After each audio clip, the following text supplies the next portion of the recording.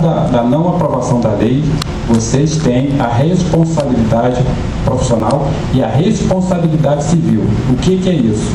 Se você, durante um tratamento, causar algum dano num paciente, vocês podem, além de responder a um processo ético, que depois eu vou falar, vocês podem também responder um processo civil convertido numa uma reparação de danos, pagamento em dinheiro por aquele aborrecimento, por aquele constrangimento, de repente o paciente, vamos imaginar que ele é um motorista, ele teve um problema, foi submetido a um técnico de mobilização ortopédica e se o serviço não ficou bom, por exemplo, na perna.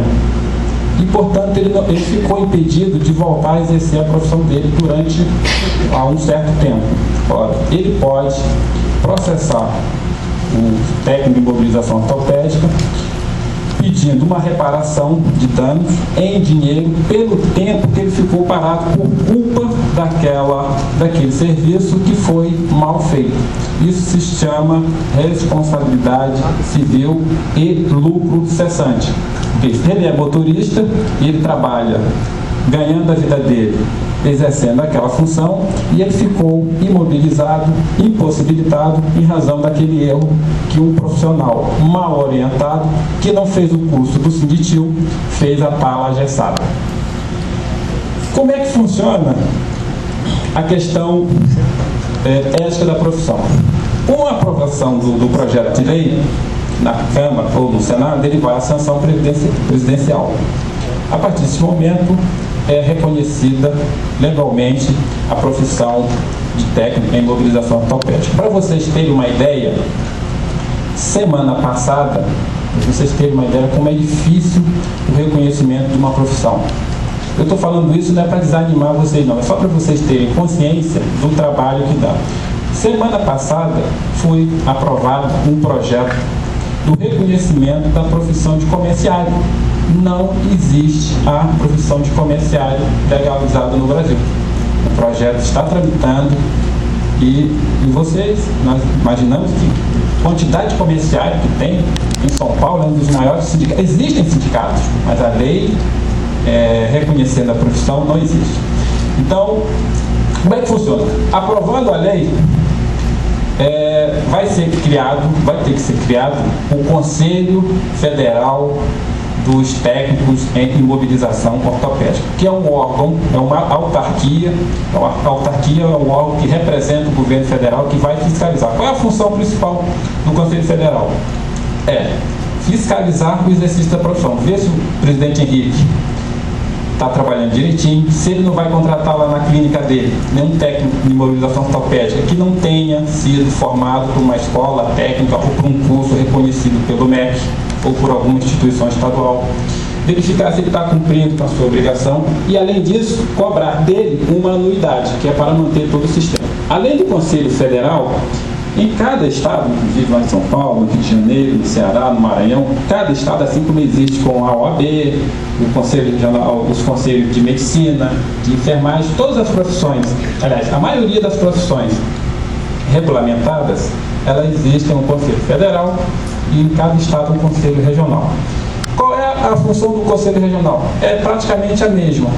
Como ele fica mais próximo do profissional, ele é que vai mandar a fiscalização no escritório do Henrique, na clínica do Henrique, para verificar, primeiro, cobrar a anuidade do Henrique.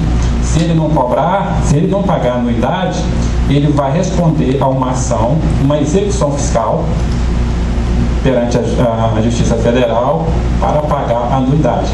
Aí já vem, olha, mais responsabilidade. Além de pagar a contribuição social do sindicato, vocês vão pagar a contribuição sindical, que é um dia de trabalho no mês de março, vão pagar a anuidade do conselho. Olha aí os deveres que vocês vão adquirir.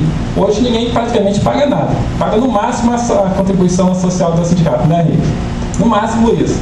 Com o reconhecimento da profissão, virão as responsabilidades e as obrigações e o direito. A obrigação de pagar, como eu falei, a contribuição sindical para o sindicato dos técnicos, pagar a contribuição social se vocês forem associados, pagar a anuidade para o Conselho Regional, depois ele repassa uma parte para o Conselho Federal e tem outras contribuições também, que é a contribuição do acordo coletivo, e eu não vou entrar nesse detalhe, mas até porque o companheiro Marcos vai falar sobre a questão da valorização profissional e depois ele pode entrar nessas minúcias aí da contribuição da valorização profissional. Então, o Conselho Regional, ele vai fazer essa fiscalização. E mais, o Conselho Regional, ele vai criar as câmaras formada pelos conselheiros eleitos, pelos técnicos de mobilização, e uma das câmaras é a Câmara de Fiscalização do Exercício Profissional e Disciplinar. Chega lá o cliente, na clínica de um companheiro qualquer aqui, e foi mal atendido. Ele, em vez de reclamar, ele vai lá, pede para abrir um processo disciplinar, porque ou não trabalhou corretamente, não atendeu, enfim, infringiu o Código de Ética Profissional, que será elaborado pelo Conselho Federal e vai ser aplicado pelos conselhos regionais.